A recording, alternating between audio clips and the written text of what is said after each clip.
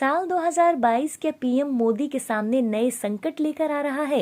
क्या साल 2022 में है पीएम मोदी को खतरा? कैसा रहेगा पीएम मोदी के लिए साल 2022? राम राम दोस्तों। राम राम दोस्तों, मैं थी दीक्षित आप सभी का वेलकम करती हूँ। हमेशा की तरह आज भी हम आपके लिए एक बहुत ही इंटरेस्टिंग टॉपिक लेकर के आए हैं और हमेशा की तरह सभी प्रश्नों का उत्तर देने के लिए हमारे साथ मौजूद है आचार्य राजीव शुक्ला जी। राम राम गुरु जी। राम राम राम राम।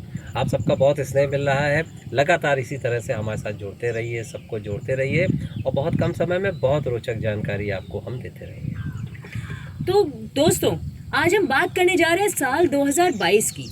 साल 2022 में हमारे प्रधानमंत्री मोदी जी, नरेंद्र मोदी जी के सामने किस तरह के चैलेंजेस आ सकते हैं या आने वाला समय उनके लिए कैसे रह सकता है। गुरुजी, आपको नरेंद्र मोदी जी के बारे में क्या लगता है कि उनके सामने जो चुनौतियां हमेशा से आती जा रही हैं उनके शासनकाल में, जैसा लोग कह रहे हैं कि उनके आने की वजह से जो कि महंगाई बढ़ गई है, तो क्या आगे भी ये चीज़ जारी रहेगी? क्या रहेगा इसके पीछे? देखिए, मोदी जी की जहाँ तक कुंडली का सवाल है तो इनका मंगल, शनि और गुरु बृहस्पति विशेष रूप से और राहु केतु, तो अगर 5 ग्रह अत्यंत प्रबल स्थिति में हैं और अभी आने वाले समय में और प्रबल स्थिति में होंगे। विशेष रूप से जब मंगल सपोर्ट करने में आते हैं तो साम्राज्य दे देते हैं। तो मोदी जी को साम्राज्य तो मिला ही है, सब लोग जानते हैं। तो चैलेंजेस की जहाँ तक आपने बात की है तो चैलेंजेस इनके सितंबर 2021 के बाद से की जो डेट है इसमें काफ़ी अप डाउन ट्रेंडिंग पे चैलेंजेस हैं। दूसरी बात यह है कि जैसे ही मार्च अप्रैल आएगा, अप्रैल के बाद से सूर्यदेव का जो नक्षत्र परिवर्तन होगा अश्विनी और भरणी में, तो 2022 उसके बाद से इनकी चिंताएं लगभग कम हो जाएंगी। और शत्रु वर्ग की अगर आप बात करें चैलेंजेस में, तो अंतर कलह से भी ये काफ़ी हद तक निपटने में बिल्कुल सक्षम रहेंगे। कुछ डिसीजंस जो इन्होंने बचा के रखे हैं वो आप देखिएगा धीरे धीरे परत दर परत खुलेंगे और ये एक से एक डिसीजन जन कल्याण के लिए लेते हुए 2022 में देखे जाएंगे।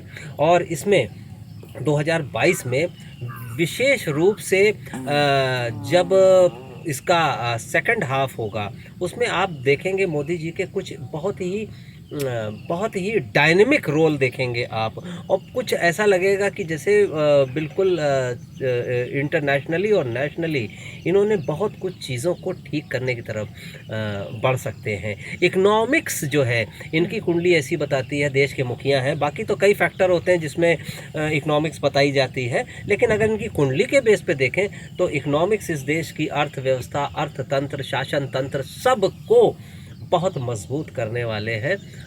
चूँकि इन्होंने जैसा कहा है आत्मनिर्भर भारत, तो आत्मनिर्भरता की तरफ निश्चित रूप से गुरु बृहस्पति देव जब मीन राशि में होंगे अगले साल, तो मोदी जी की कुंडली के हिसाब से और ग्रहों के सेलेस्टियल प्लेसमेंट के हिसाब से भारतवर्ष को मदद मिलेगी। मुखिया ये अभी रहने वाले हैं और इनका जो दबदबा है, इनका जो स्टेचर है, इनका जो राजनीतिक भविष्य है, इनकी कुंडली के हिसाब से अब वर्स्ट इज़ ओवर अगर मैं कहूँ तो 2021 सितंबर के बाद से वर्स्ट इज़ ओवर हो चुका है और हम बात कर रहे हैं 2022 की। तो जब वर्स्ट ओवर हो गया है तो अब इनको गेन ही करना है, चाहे पोजीशन हो, चाहे पावर हो, चाहे अपने डिसीजन मेकिंग की इनकी क्षमताएं वो हो।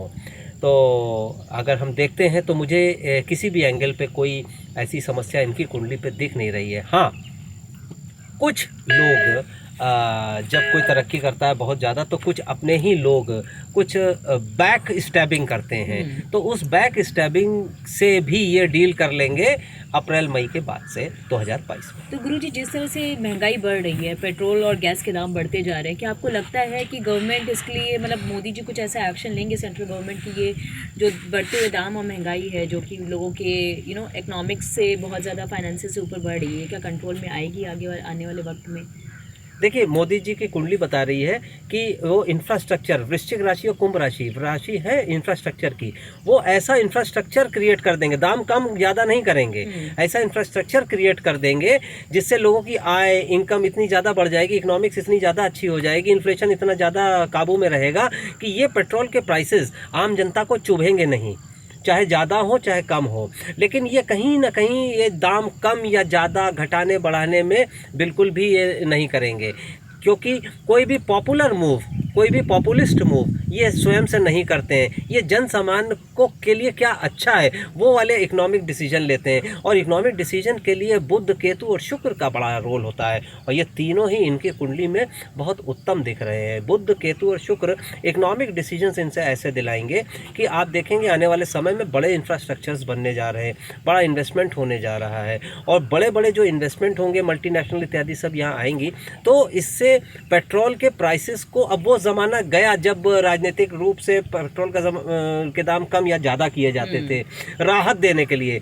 अब राहत कम ज़्यादा करके नहीं होगा, इंफ्रास्ट्रक्चर इतना बढ़ जाएगा, आय इतनी दुगनी हो जाएगी। एग्रीकल्चर सेक्टर में विशेष रूप से बता दूं, इतना ज़बरदस्त अच्छा काम करने जा रहा है कि जो लोग ये सोच रहे हैं कि किसानों के साथ ये हो रहा है वो हो रहा है, एक्चुअली में आप देखेंगे 2022 में एग्रीकल्चर सेक्टर किसानों के लिए बहुत कुछ अच्छा होने जा रहा है। इनकम वाकई में उनकी दुगनी होने जा रही है। तो गुरुजी, जैसा कि है कि देश में जो विदेशी लोग जो मतलब विदेशी ताकतें जो अराजकता पैदा कर रही हैं, जो विद्रोही लोग यहाँ खड़े हो रहे हैं, क्या यही चुनौतियाँ इनके लिए और भी बनी रहेंगी आगे भी 2022 में? विदेश का मामला देखते हैं हम राहु से।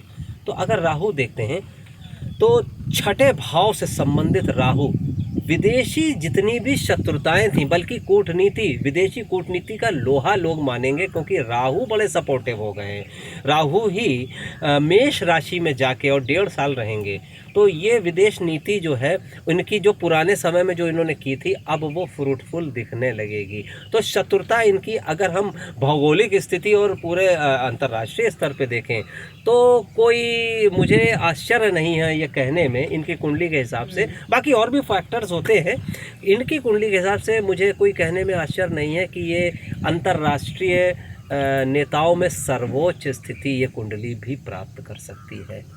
मतलब अब आप इस चीज़ पे संकेत करना चाहते हैं कि चुनौतियाँ कम होंगी, और जो चुनौतियाँ आएंगी उससे वो डट कर जैसे अभी तक सामना करते आ रहे थे, आगे भी लोगों को अंतर्राष्ट्रीय चुनौतियों में अगर हम बात करेंगे तो अंतर्राष्ट्रीय चुनौतियों में ये इतने अपने सपोर्टर्स बना लेंगे, इतने ग्रुप्स ये फॉर्म कर देंगे, इतने गुट बना लेंगे और उन गुटों को लीड करेंगे, तो कोई भी कंट्री साहस नहीं कर पाएगा भारतवर्ष को आंख टेढ़ी करके दिखने का, क्योंकि लीडर की, मुखिया की कुंडली से बहुत कुछ निर्भर करता है। और जो आज़ाद भारत की कुंडली है वो वृषभ लग्न की है, और ठीक उसके समसप्तम भाव पे वृश्चिक है, और वृश्चिक ही लीड कर रहा है, यानी सही लीडर पार्टनर मिल गया है इस देश को। ये मैं कुंडली के हिसाब से कह रहा हूँ। बाकी कर्मठता अपनी जगह है, ग्रहों का हिसाब अलग है, और हो सकता ये भी है कि अन्य नेताओं की भी कुंडली प्रभावी हो, लेकिन अभी हमारा विषय नरेंद्र मोदी जी की कुंडली का है, इसलिए इनकी कुंडली प्रभावी काफ़ी दिख रही है।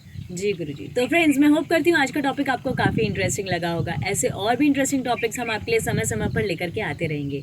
तब तक आप हमसे जुड़े रहिए, और आपको जुड़े रहने के लिए क्या करना है, आपको हमारे यूट्यूब चैनल को सब्सक्राइब करना है, बेल आइकन को हिट करना है, फेसबुक और इंस्टाग्राम पेज को फॉलो करना है, और अपना ध्यान रखिए, सुरक्षित रहिए और हमसे जुड़े रहिए। राम राम। राम राम। राम राम गुरुजी। राम राम।